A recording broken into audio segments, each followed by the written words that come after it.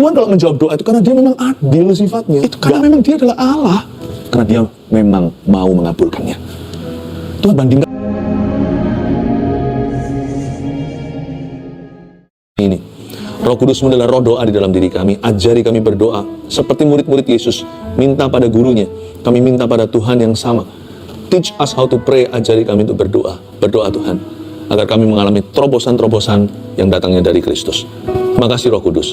Tuntun kami, sembunyikan hamba terus di balik salib Yesus. Dalam nama Yesus kami berdoa. Amin. Puji Tuhan. Saya anggap sesi saat teduh bersama hari ini sebagai suatu wujud pemuritan.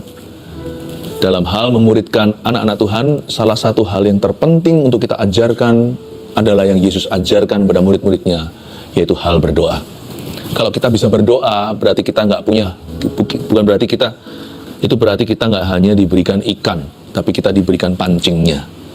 Waktu kita mempraktekkan hidup doa dengan benar di hadapan Tuhan, ada kuasa dalam hidup kita ini. Karena itu, saya punya satu keyakinan yang saya mau bagikan. That everyone can pray. Setiap orang, tidak peduli latar belakangnya. Siapa bilang hanya mereka yang sekolah teologi atau sekolah Alkitab? Semua kita ini adalah putra-putri kerajaan Allah. Asal kita percaya Yesus, kita bisa berdoa pakai namanya. Setiap orang bisa berdoa, sekalipun mungkin kita merasa kita nggak fasilida atau kurang kenal Tuhan, dan kita nggak tahu banyak tentang Alkitab. Tapi kalau hatimu haus untuk merapat, untuk mendekat, Roh Kudus pasti akan bantu. Roh Tuhan itu selalu membantu kita dalam kelemahan ketika kita nggak tahu bagaimana harus berdoa. Dia yang tuntun kita, dia yang ajari. Mari, lewat saat teduh bersama hari ini, lewat lidah bibir saya juga, Tuhan akan ajari kita bagaimana sembahyang, bagaimana berdoa dengan betul, doa yang sungguh-sungguh munggul, yang sungguh-sungguh sampai ke tahta yang maha kuasa itu seperti apa? Yang pasti, hanya di dalam nama Yesus. Berdoa itu hanya kepada Tuhan, tidak boleh kepada manusia, tidak boleh kepada siapapun juga, jangan pada malaikat-malaikat, nanti malah kenanya malaikat yang nggak benar, malaikat jatuh, kita akan ditipu, banyak tipu muslihat di alam roh itu. Karena kita ini daging dan darah. Kalau kita nggak percaya firman sebagai guideline, sebagai pelita bagi kaki, terang bagi jalan, firman ini kan tuntunan atau bimbingan yang betul. Pasti kita tersesat nanti dalam alam doa. Jangan-jangan bukan ketemu Tuhan, malah kita ketemu setan. Tapi ada hal-hal praktis yang saya mau ajarkan, makanya saya kasih judul pelajaran sederhana tentang doa. Yesus memberi sebuah perumpamaan di Lukas pasal 18 ayat 1-8 saya bacakan. Perumpamaan tentang hakim yang tidak benar ya. Yesus mengatakan suatu perumpamaan kepada mereka untuk menegaskan bahwa mereka harus selalu berdoa dengan tidak jemu-jemu. Ayat 1 saya jelaskan dulu. Yesus, Tuhan kita itu suka pakai perumpamaan agar supaya lebih mudah dimengerti, agar kita punya perbandingan. Dan Yesus ingin mengajarkan sesuatu tentang doa dan kuasa doa lewat sebuah perumpamaan tentang seorang hakim yang nggak benar. Ada satu hakim yang korupsi lah ceritanya. Ada seorang hakim yang harusnya membela justice atau keadilan bangsa. Hakim itu nggak takut akan Allah. Orang seperti ini susah sudah susah. Berarti orangnya sudah tidak lagi berdasarkan hati nurani. Mana mungkin orang lemah seperti seorang janda bisa dikabulkan permintaannya, nggak punya duit lagi. Coba ya, Yesus pakai perumpamaan ini dari awal langsung kelihatan suatu situasi yang putus asa untuk berdoa. Jikalau wanita itu, janda itu nanti akan memohon pada hakim itu situasi yang mustahil. Hakim itu nggak mungkin dengar janda itu tidak punya harta. Hakim itu tidak mungkin tergerak. Tuhan itu dalam perumpamaan ini membandingkan dirinya sebagai hakim yang hidup dan mati. Dia pakai perumpamaan yang begitu buruk sebenarnya, menyamakan dirinya seperti seorang hakim yang lalim. Tuhan mau memberitahu pada kita bahwa berdoa pada Tuhan itu enggak seperti itu. Tuhan itu bukan hakim yang jahat. Tuhan itu hakim yang baik. Malahan Tuhan nggak bisa dibeli. Tuhan itu maha kasih. Dan Tuhan itu menguji ketulusan hati. Kalau janda ini nggak boleh putus asa, apalagi kita dalam doa. Saya bacakan dulu ya. Yesus mengatakan suatu perumpamaan kepada mereka untuk menegaskan bahwa mereka harus selalu berdoa dengan tidak jemu-jemu. Katanya, dalam sebuah kota ada seorang hakim yang tidak takut akan Allah dan tidak menghormati siapa-siapa, seorang pun juga. Dan di kota itu ada seorang janda yang selalu datang kepada hakim itu dan berkata, belalah aku terhadap lawanku. Saya ingin ngomong gini sama janda itu, good luck. Ini hakim nggak bener, nggak mungkin bela kamu. Tapi tunggu dulu, perumpamaan belum berhenti. Ayat 4 sekarang, beberapa waktu lamanya hakim itu menolak, ya kan? Sesuai dengan dugaan. Tetapi kemudian hakim itu berkata dalam hatinya, walaupun aku tidak takut akan Allah. Nih, hakimnya ngaku nih kalau dia itu tidak takut sama Tuhan. Dan tidak menghormati seorang pun, dia nggak peduli mau janda itu hidup atau mati. Karena hakim ini tidak punya kasih. Tapi coba lihat ayat 5. Namun karena janda ini menyusahkan saya, kata hakim itu, baiklah aku membenarkan dia. Saya kabulkan aja, supaya jangan terus saja nanti ia datang dan akhirnya menyerang aku.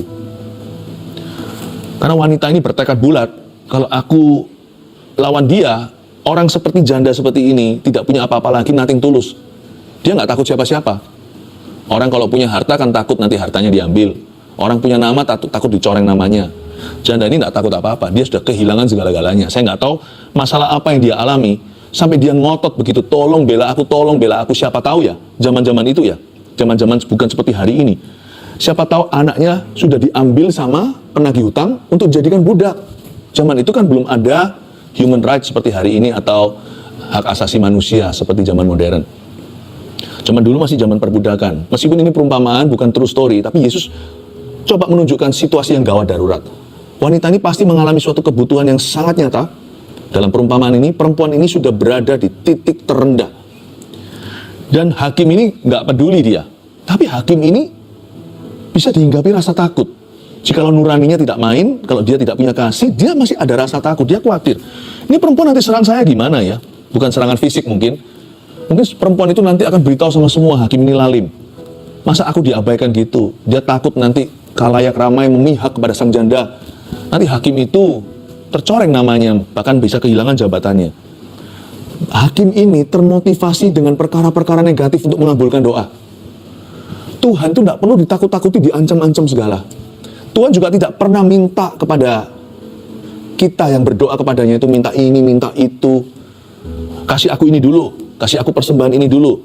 Kamu harus kasih aku itu. Suruh kita lakukan ini, lakukan itu. Tuhan kalau jawab doa itu berdasarkan hati nuraninya, berdasarkan belas kasihnya. Tuhan kalau jawab doa itu karena dia kasih dan kasihan sama kita. Tuhan kalau menjawab doa itu karena dia memang adil sifatnya. Gak ada yang bisa dorong-dorong dia, paksa-paksa. Tuhan kalau menjawab doa kita, itu karena memang dia adalah Allah.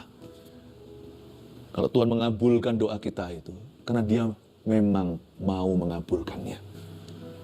Tuhan bandingkan dirinya dengan hakim ini dalam perumpamaan. Hakim kayak gitu aja bisa kepepet, terjepit, sampai terpaksa mengabulkan. Tuhan berkata, masa aku selalim itu? Kenapa kamu gak percaya aku bisa mengabulkan doamu? Masa tidak yakin akan karakterku? Kalau Tuhan menjawab dan mengabulkan itu karena karakternya, karena dia setia. Karena dia baik, dia baik. God is good. Dia adalah hakim yang baik. Allah yang baik pula. Kata Tuhan, camkanlah apa yang dikatakan hakim yang lalim itu. Tidakkah Allah akan membenarkan orang-orang pilihannya yang siang malam berseru kepadanya? Dan adakah ia mengulur-ngulur waktu sebelum menolong mereka? Aku berkata kepadamu, ia akan segera membenarkan mereka. Akan tetapi, jika anak manusia datang, adakah ia mendapati iman di bumi? Dengan kata lain ayat 8, sekarang tergantung kalian. Percaya atau enggak? Aku mengabulkan doa. Kira-kira begitulah bahasa sehari-harinya. Sekarang tergantung dirimu. Tuhan tunjuk kita. Kamu percaya atau tidak? Seolah-olah Tuhan berkata-kata secara pribadi ke dalam setiap hati. Apakah engkau percaya bahwa aku mengasihimu? Nah, sekarang ada orang yang percaya Tuhan mengasihi dia, tapi orang itu nggak yakin kalau Tuhan itu mau mengabulkannya. Mungkin Tuhan itu nggak merasa itu penting gitu loh.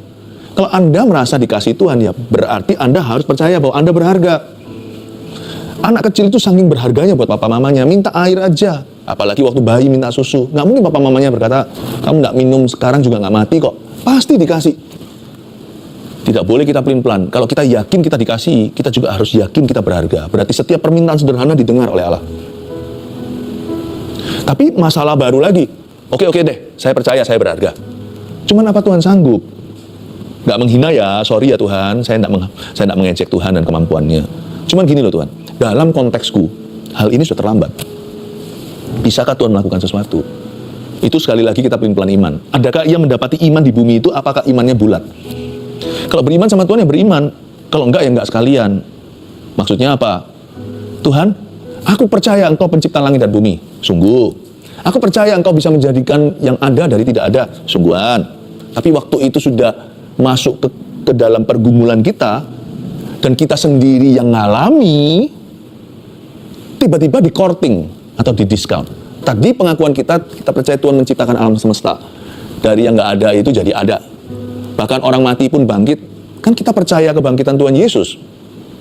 Tapi waktu kita sendiri yang ngalami, kita nggak terlalu yakin apa Tuhan bisa mengubah keadaan kita. Nah itu dia. Nah ini masalahnya. Jadi percaya tadi itu bukan iman. Itu pengetahuan. Iman itu baru iman ketika kita sungguh-sungguh imani untuk hidup sendiri. Waktu kita betul-betul menghadapi suatu keadaan lalu kita percaya pada Tuhan, nah itu baru iman. Selebih itu belum teruji, alias masih teori. Kalau kita percaya Tuhan pencipta langit dan bumi, berarti dalam hidup kita segala perkara tidak ada yang mustahil baginya. Wong dia pencipta, dia bisa mencipta dari yang nggak ada menjadi ada. Berarti dalam konteks kita, apa yang kita lalui sekarang, yakinlah harus konsisten dengan pengakuan imanmu. Kalau kita sudah ngaku imannya, waktu kita alami, imani untuk konteks sendiri, imani untuk keadaanmu. Kalau dia bisa jadikan yang nggak ada menjadi ada, berarti dalam konteks saya, Tuhan bisa tolong saya sekalipun saya tidak punya modal apa-apa. Saya tidak punya modal percaya dan tidak ada orang menolong saya. Percaya nggak? Kita pengakuan imannya atau pengakuan rasuli gereja nih, itu bagus sekali. Tapi waktu sampai ke mulut kita, untuk apa yang kita hadapi, pesimis sekali, keluarnya itu negatif. Nggak bisa lah, nggak mungkin lah, nggak bisa. Itu bukan yang Tuhan cari di ayat 8. Kalau dia datang ke bumi, anak manusia itu datang ke dunia, adakah ia mendapati iman titik di bumi? Makanya iman itu adalah jalan masuk kasih karunia. Aneh sih, tapi ya memang fakta. Di dalam kerajaan Allah, bukan amal sosial dan bukan usaha perbuatan kita yang mendatangkan mujizat. Tuhan telah menentukan, itu sudah Tuhan takdirkan, itu sudah kebenaran. Bahwa untuk seseorang diselamatkan, masuk ke surga, nama tertulis di kitab kehidupan, dihapuskan dari kitab binasa. Orang itu harus beriman bahwa Yesus adalah jalan. Baru terjadi keselamatan. Ketika Paulus melihat satu orang lumpuh, dan Paulus melihat ada iman pada orang itu, dia berkata, bangkitlah, lalu berjalanlah orang itu. Gimana pun juga dari Kejadian sampai Wahyu, Tuhan telah tentukan, iman itu harus datang dulu dan iman di depan, sebelum perkara-perkara lain terjadi. Yang ini jangan dirubah. Sama dengan langit di atas, tanah di bawah, itu sudah kehendak Allah. Itu sudah ketetapan ilahi. Iman adalah jalan masuk segala mujizat Allah. Iman pada siapa? Pada karakter Allah. Iman pada firman Tuhan, pada janji Tuhan. Iman pada rema Roh Kudus. Iman timbul dari pendengaran kan? Apa yang dicetuskan oleh Roh Kudus, itu tiba-tiba melompat. Percayalah, Tuhan hendak melakukan sesuatu. Iman apa lagi? Iman adalah pengakuan juga. Pegang erat pada pengakuan imanmu. Jangan kompromi. Tetap setia pada pengakuan itu, karena besar upah menanti. Dalam konteks kita, waktu kita alami, ternyata bukan iman selama ini. Bagi kita, tidak lebih daripada head knowledge atau pengetahuan kepala saja. Karena itu kalau kita percaya Yesus pencipta, percayalah dia bisa menolongmu. Kalau kita percaya Yesus bisa mengadakan yang ada dari tidak ada, berarti Tuhan bisa membantu Anda sekalipun tidak seorang pun mengulurkan tangan. Sekalipun Anda tidak punya fondasi landasan untuk percaya. Tapi kalau Tuhan berjanji seperti Abraham yang sudah mati kutu, Sarah yang sudah lama menopause, dua-dua sudah jadi kakek dan nenek, sudah hampir 100, usianya sudah 90. Kalau Tuhan berkata, kamu akan punya anak, punya momongan akhirnya dia. Abraham tidak punya fondasi percaya. Dia nggak punya bahan mentahnya. Bahannya hanyalah janji Tuhan, dan dia percaya. Tuhan berjanji apa dalam hidupmu? Jangan samakan dengan Abraham, karena Abraham, kita ini keturunan Abraham, tapi masing-masing punya iman, masing-masing punya pergumulan beda-beda, masing-masing punya janji Tuhan sendiri-sendiri. Nah sekarang pertanyaannya, Tuhan pernah bicara apa di hidupmu? Sudahkah Anda lupakan, masukkan disorokan hanya karena belum terjadi? Abraham tunggu 25 tahun. Semoga Anda tidak menunggu selama itu untuk suatu janji. Tetapi Abraham, bapak iman kita, membuktikan 25 tahun pun Tuhan sama sekali tidak pernah melupakan janji yang keluar dari mulutnya. Kalau memang perlu tunggu, ya ditunggulah. Tapi jangan pernah kompromi pengakuan kita, lalu kita tarik kembali.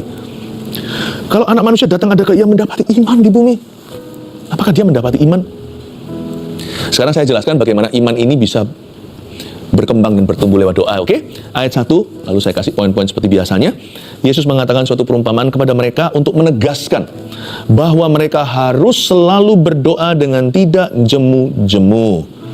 Katakan harus selalu berdoa. Harus selalu berdoa dengan tidak jemu-jemu. Katakan dengan tidak jemu-jemu. Lompat lagi sekarang ayat 3. Dan di kota itu ada seorang janda yang selalu datang kepada hakim itu dan berkata, belalah hakku terhadap lawanku. Katakan belalah hakku terhadap lawanku. Oke, berhenti di situ.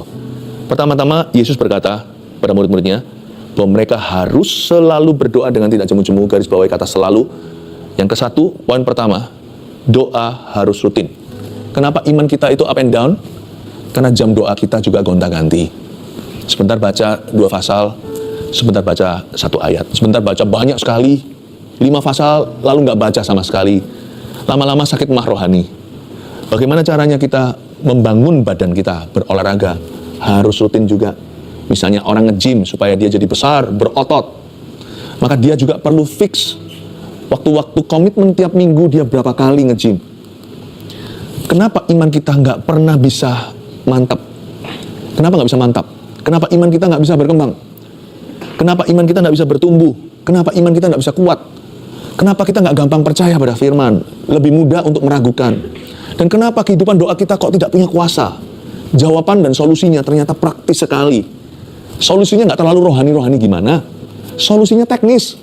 Doa, saudaraku, mesti rutin. Jadikan doa itu rutinitas, jangan alergi dengan kata rutinitas. Pelajaran sederhana tentang doa agar iman kita itu betul-betul bertumbuh, agar doa kita berkuasa, doa harus rutin. Ya. Karena itu miliki fixed time, komitmen. Suka nggak suka, ngantuk nggak ngantuk. Kalau Anda komitmennya berdoa adalah pagi hari, ya komit terus. Satu hari baca berapa pasal? Saya sarankan 2 sih. Alkitab ini Kejadian sampai Wahyu, kalau Anda baca 2 pasal sehari, rutin ya. Jadi nggak mut-mutan.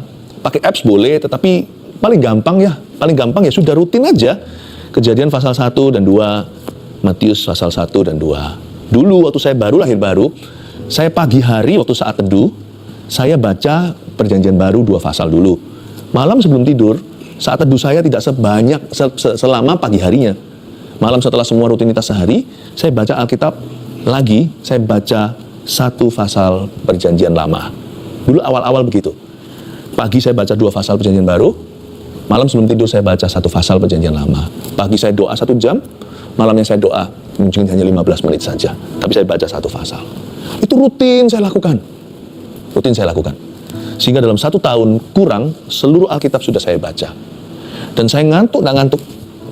Ya, pagi hari, apapun terjadi, saya pasti bangun untuk doa dulu. Malam hari sebelum tidur, saya pasti akan buka Alkitab lagi. Kalau saya punya rutinitas seperti itu, doa saya lama-lama kan berkuasa. Aneh ya, sama Tuhan itu hubungannya bertambah. Nggak gitu-gitu melulu, jatuh bangun saja. Tapi saya punya mesbah yang tetap, mesbah yang rutin. Kata mereka harus selalu berdoa dengan tidak jemu-jemu, itu rutinitas. Bukankah rutinitas itulah yang menjemukan dan membosankan? Fixed time. Saya tambahkan, Anda boleh niru, boleh enggak. Saya sebelum bangun tidur, itu sudah bangun sih, sudah sadar, tapi belum bangkit dari ranjang. Saya selalu berdoa berbahasa roh 40 menit. Dan itu karunia indah buat saya, karena saya tahu Tuhan yang pegang hari esok. Tapi berbahasa roh dalam doa, itu membuat saya jadi bisa berpartisipasi mendoakan masa depan saya yang otak saya belum ketahui. Seperti ada spirit antisipasi di dalam diri saya, seperti saya mau dibawa Tuhan kepada sesuatu yang saya tidak tahu, tapi tuntunanmu ya Roh Kudus tidak akan terlambat datang. Jadi saya berdoa, karena saya orangnya kalau sudah bangun dari ranjang, rasanya sudah tergesa-gesa. Saya ini orangnya gampang sekali hilang fokus. Sekali saya bangun dari ranjang saya, apalagi zaman sekarang ada HP ya kan, wah kita mau cek ini, mau cek itu, segalanya udah rasanya susah deh untuk konsentrasi. Karena itu saya sudah biasai diri sendiri untuk saya bisa mendahului diriku sendiri. Yaitu sebelum saya panik, setiap hari saya tenang dulu, mumpung badan saya masih berbaring di ranjang. Saya berdoa untuk masa depan saya. Dalam bahasa lidah yang tidak saya ketahui artinya. Itu rutin loh, saya lakukan itu. Sehingga hari ini sudah puluhan tahun saya kenal Tuhan. Itu saja yang saya lakukan tiap hari. Kedua, kan di sini si janda itu berkata, belalah aku terhadap lawanku. Saya hanya bayangkan aja, dia pasti permintaannya nggak asal-asalan. Buktinya, sang hakim tahu kok. Sang hakim tahu bagaimana caranya mengabulkan wanita itu. Karena itu yang kedua, saya tambahkan, doa harus spesifik. Doa mesti spesifik. Yang membedakan doa makan dengan doa syafaat adalah detil-detilnya. Kalau doa makan kita bisa berdoa luas sekali kan, terima kasih Tuhan, bla bla bla. Bahkan kalau perlu kita doa sana sini, doakan misionaris, orang-orang yang sedang kesusahan, ya silakan. Tapi kan kita tidak sebut nama. Tapi doa syafaat nggak bisa begitu. Doakan untuk misionaris seluruh dunia. Nah, kalau Anda kenal seseorang, dia sekarang berada di ladang pelayanan, di ladang misi, mungkin tidak sampai Afrika, mungkin hanya di luar kota, atau merintis pelayanan baru, sebut namanya, aku berdoa untuk pastor ini. Itu yang membuat syafaat beda dengan doa makan atau doa pada umumnya. Doa mesti spesifik, saudara. Buktinya, wanita ini secara jelas memberitahukan pada hakim itu dia maunya apa. Meskipun tidak tertera dalam perumpamaan ini, buktinya hakim itu tahu kok bagaimana harus membela haknya. Berarti hakim itu tahu siapa yang harus dia hukum, haknya apa yang harus dikembalikan. Perempuan ini bagaimana cara keputusan hakim itu apa untuk bisa membantu dia. Hakim itu tahu jelas. Berarti perempuan tersebut tidak spare the details. Dia nggak simpan detil-detilnya. Kalau doa itu mesti spesifik. Berdoa, ya Tuhan, aku minta ini. Karena doa itu spesifik, saya selalu taruh di penghujung jam doa saya. Untuk segala permintaan permohonan. Saya selalu memulainya seperti saat duduk bersama ini, patronnya persis begini. Selalu saya memulai dengan memuji dan menyembah. Karena saya bisa main gitar, jadi saya main gitar dan nyanyi. Atau kadang-kadang kalau ada instrumen, ya sudah saya nyanyi tanpa musik. Atau kalau bisa zaman dulu pakai kaset, sekarang bisa pakai bluetooth, sekarang bisa pakai apps, kita nyanyi ikut menyembah seperti ini, seperti saat duduk bersama. Lalu saya baca Alkitab dulu, saya renungkan. Supaya apa? Supaya nanti permintaan saya nggak ngawur. Saya minta diinspirasi dulu hati saya oleh firman. Sehingga hatiku itu sudah ada firman. Bukankah Yesus berkata, kalau firmanku ada di dalam dirimu, kamu dalam firmanku, mintalah apa saja kan? Kok berani ya Yesus kasih cek kosong begitu ya?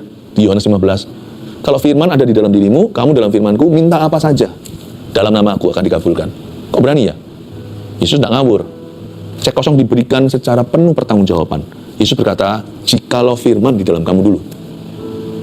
Kalau firman dalam diri kita, kita nggak mungkin minta istri orang lain, suami orang lain.